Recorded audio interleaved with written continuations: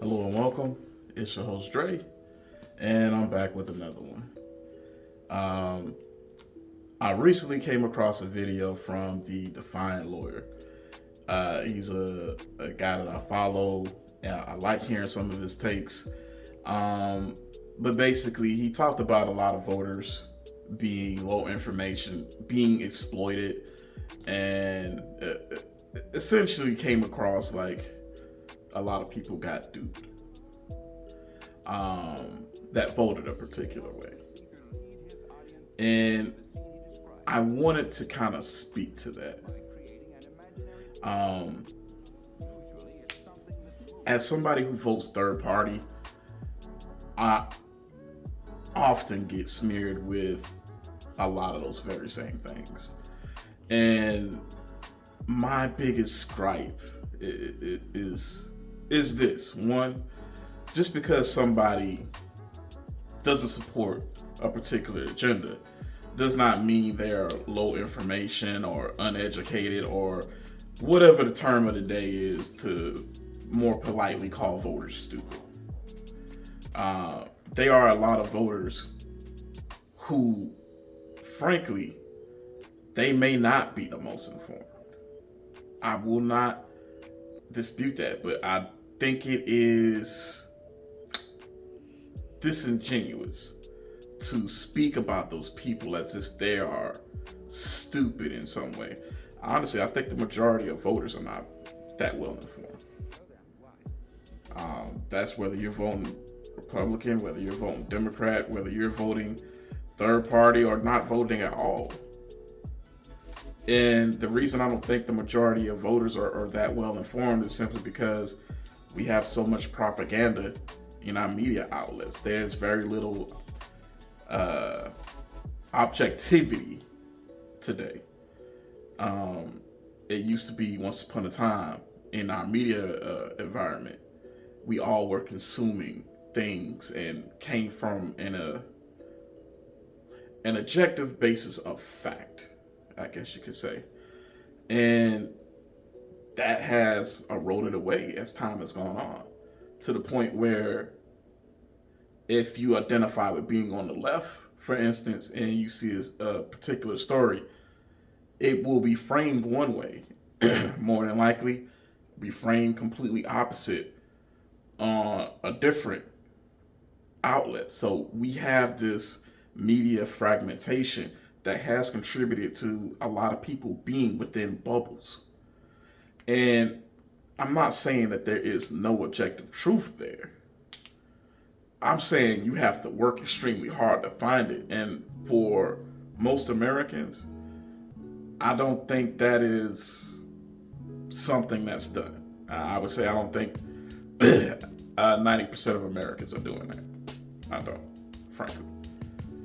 The next thing is, and I'm not saying that you said this per se, but just kind of using your video as a springboard to address some of the larger criticisms that I've heard, which is, frankly, these voters are outright stupid, racist, and bigoted because they didn't vote for the Democrat, and look where we're at now. And my biggest thing with that, I would say, is that misses the forest for the trees. If we're going to go down the road that a lot of American voters are stupid and they're easily manipulated, I think we then have to ask the question, how did we get here? And when we ask that question of how did we get here, I think then it starts to make a lot more sense, excuse me, because you have to then reckon with the fact that there are millions of Americans whose, they might have been like my father, who they worked at the town's factory and they put in 30, 35 years there. And then one day they were told their job was going away. They might have been people who were told for the majority of their life that if they wanted to have a chance at upward mobility, they needed to do something like what I've done here and go to college, go to grad school. join a fraternity, join other groups, honor societies, and they still find themselves struggling with lack of opportunity and lack of access. You have parents who busted their ass to provide a good life and good upbringing for their children, who their children came home because they were unable to find a job or find equitable employment after doing such things. You have Americans who are frustrated because of the lack of access to medical care. As somebody who's recently lost their job, well, not even that recently, I've been looking for work since last May, chronically unemployed, doing all kinds of odd hustles and gigs to make ends meet. I sprained my wrist a few weeks ago. Wondered if I had broken it. And I could not afford to even think of going to an urgent care or the emergency room. And you have Americans that, to one degree or another, have been dealing with those issues and a slew of others for decades. And they're frustrated. And they're fed up. And people are tired of the status quo. You see, politician after politician has come saying this, that, and the third, and excuse me, and that this election is the most important of our lifetime, it's existential, and all of these things, but the policies and the benefits of them are not immediately apparent in those voters' lives. And while, yeah, you can point to certain things and say, hey, look, this is marginally better under a Democrat versus a Republican. And I do think this is the one time in which there's a bit of truth to that existential argument that gets rolled out every 4 years. However, you can't blame people because you cried wolf. When it was, just in my particular lifetime, when it was Bush v. Gore, I heard that. Kerry v. Bush, I heard that. Obama, McCain, I heard that. Obama, Romney, I heard that. Trump the first time, I heard that. Fuckboy Joe, I heard that. This time, I heard that. And I can honestly say, you know, we speak in these hyperbolic terms, but that's what, 7 cycles? I wasn't keeping count. That still here. And that's how a lot of people look at it, right or wrong, whether you agree or disagree with it. The fact of the matter is, a lot of politicians have left a lot of folks behind, which takes me to the second point that you made that I really want to address. And I want to be clear. Excuse me. And I want to be clear. You know, you are the best type of correct, which is technically correct. However, I feel you missed the spirit behind some things, which in this particular case, I feel you missed the spirit behind what individuals are actually saying when they say there's nothing that's been done specifically for Black people. And I've kind of touched on it already. While you dove into the law and the Constitution and how effectively it's the colorblindness of the Constitution has been weaponized against Black folks, and how making laws on the basis of race is illegal, which individuals like myself and a lot of others, I would say, yeah, you definitely aware of that. However, what a lot of people are really saying when they say that, and I think this might be a little bit of my background coming into play in marketing and life coaching, a lot of times people say things and you have to kind of parse through the bull of what they're saying. And if you stay up on the surface level, you will be spinning your wheels, doing things, and it will drive you crazy because you're like, hey, you said this, you said X, Y, and Z. I addressed X, Y, and Z, and you still not happy. You still not doing this. You still not showing up the way that you said you would in these situations. But we have to sometimes go deeper and find what's underlying, what is the motivation that's animating this person. And what's animating behind that sentiment and what people are really saying is, I have not seen the notable policy win under you that you claim I would. And it's really not that much different under you than the other guys. My day-to-day life really is marginally affected at best when it's one of you versus one of them. That's really what they're saying.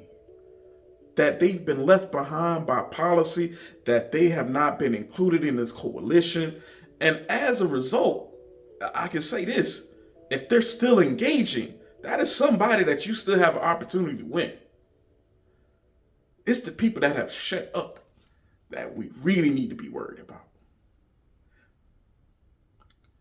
In this last election, if the people who didn't vote had a candidate, that person would be president right now. And I think that speaks volumes about the American political system, the current social dynamics that we have, and just how badly the system has been degraded. Those people, because they've the fact that they've been left behind, that they've heard empty promise after empty promise, that they've been promised the world over and over again, and seen these politicians get elected, and frankly, in a lot of cases, exhibit no will to do those grand things that they campaigned on. I can understand how folks got burnt. I can understand folks being disillusioned and disaffected. I'm not saying that it's right, but I'm saying I understand.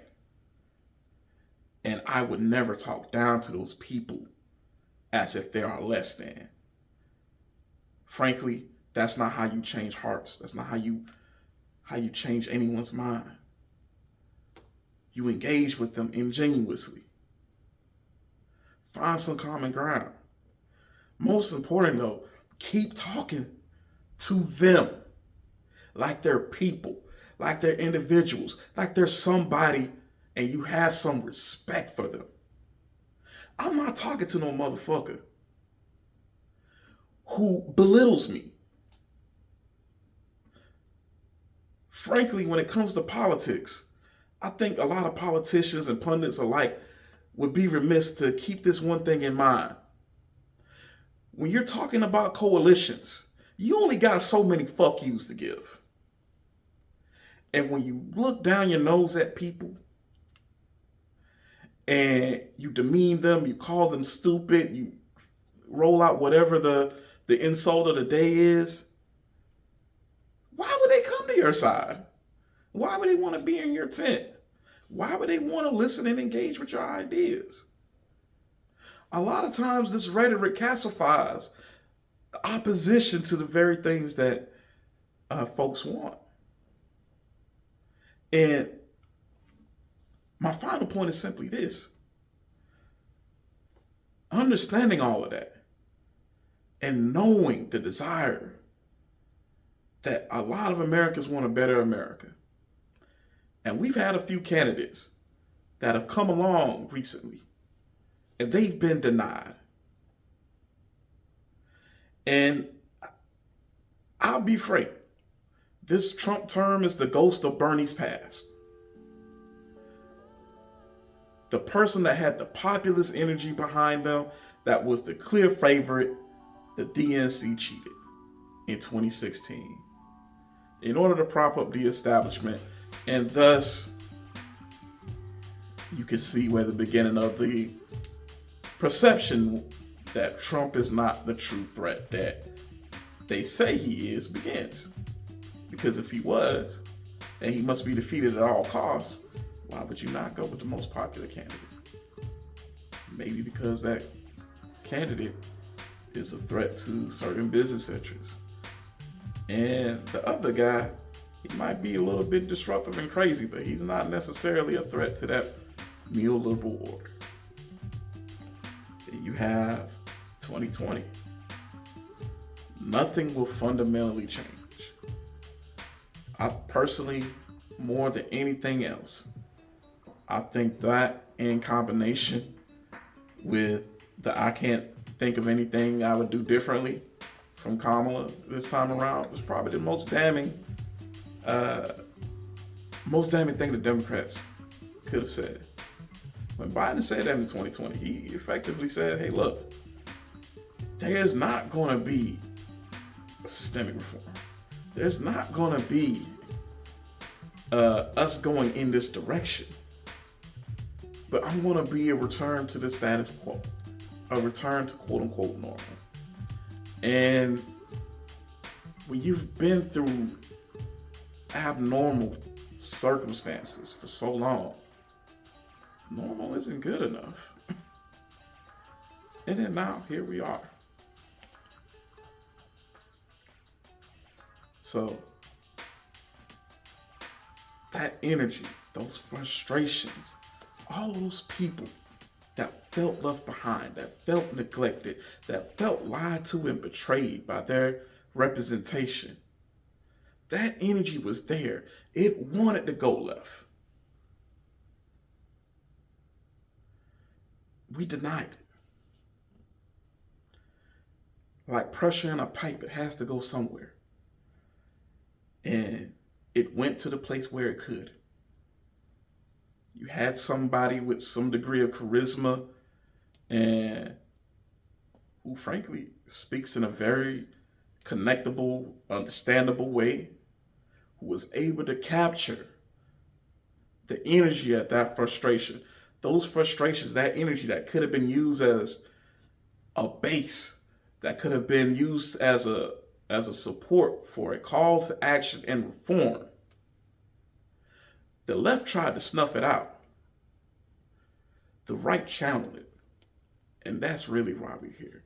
That's why a lot of folks voted the way that they voted. And we may not agree with a lot of folks who voted for Trump. I personally don't agree that voting for Trump was the right way, but I do understand it.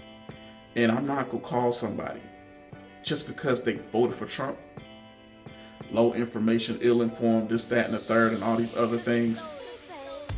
Because one is unproductive.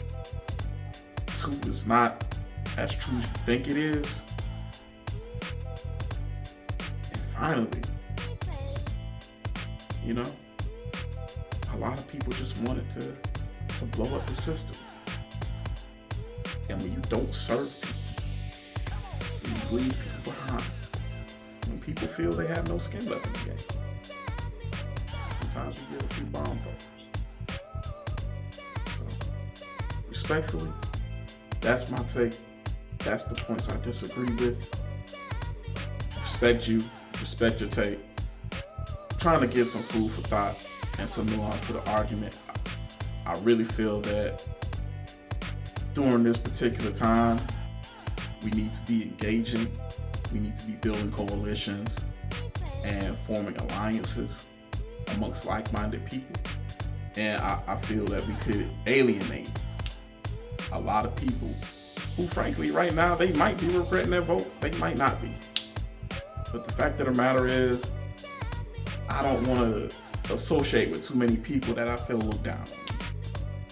And because of that, I feel that it's one in which we might end up shooting ourselves in the foot if our goal is to oppose a lot of the worst things that YN Trump wants to do. So, with that being said, leave your thoughts down below. Like, comment, share, and subscribe. Peace. I am out.